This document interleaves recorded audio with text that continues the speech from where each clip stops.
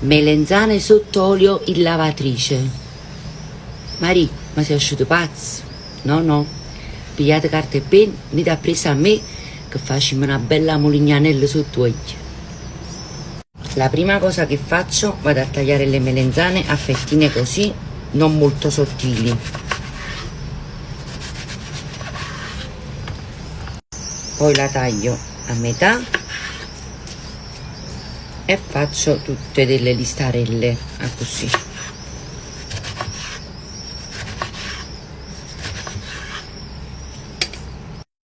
Ecco qua, le ho tagliate tutte a listarelle. Queste sono 5 kg di melenzane.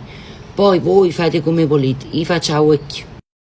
Adesso prendete tutte le melenzane così, man mano a strati, e ci mettete un po' di sale sopra. E poi aggiungete un altro strato di melenzane e ancora sale. Man mano le fate stare così sotto sale. Poi ci mettete un bel peso sopra. Io ho preso una bella pentola bella piena d'acqua e le lascio così un paio di ore a spurgare nel sale. Adesso fate bollire i barattoli, i bucaccelli insieme ai coperchi, li fate sterilizzare ben bene e li fate asciugare. Adesso è arrivato il momento di dare un bollo alle melenzane. 1 litro di acqua, mezzo litro di aceto di mele e mezzo litro di aceto classico e facciamo bollire tutto insieme. L'acqua e l'aceto bolle, io prendo le melenzane dalla salimoia e le metto nell'acqua e aceto e le faccio bollire giusto 5 minuti. Tanto belle sistematele perché devono stare coperte. Ecco qua, ammaccatele in mano, usate i guanti ovviamente.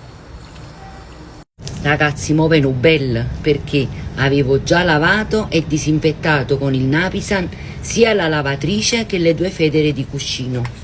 Adesso prendo tutte le melenzane che ho preparato e metto in qua, faccio un bello sacco tanto bello.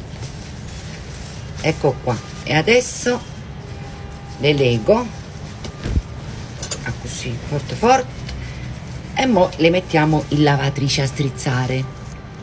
Ecco qua, lavatrice programmata, centrifuga a 1400 e facciamo fare questa bella strizzata.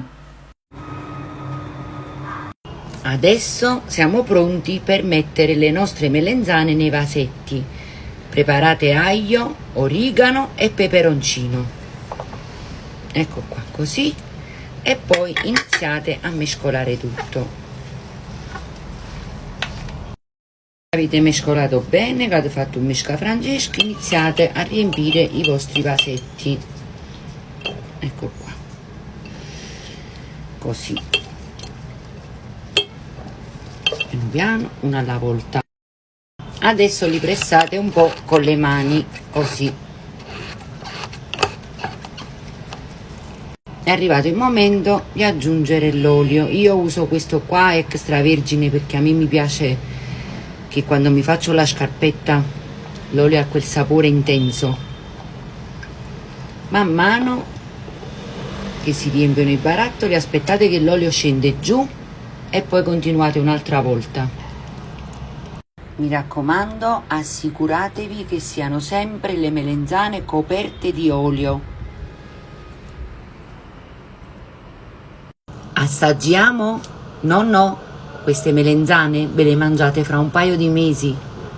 Lasciatele scoperte così per qualche ora, magari man mano aggiungete un altro po' d'olio, poi le chiudete con il coperchio, le mettete in dispensa al buio. E fatemi sapere nei commenti se questa ricetta vi è piaciuta. Ciao ciao!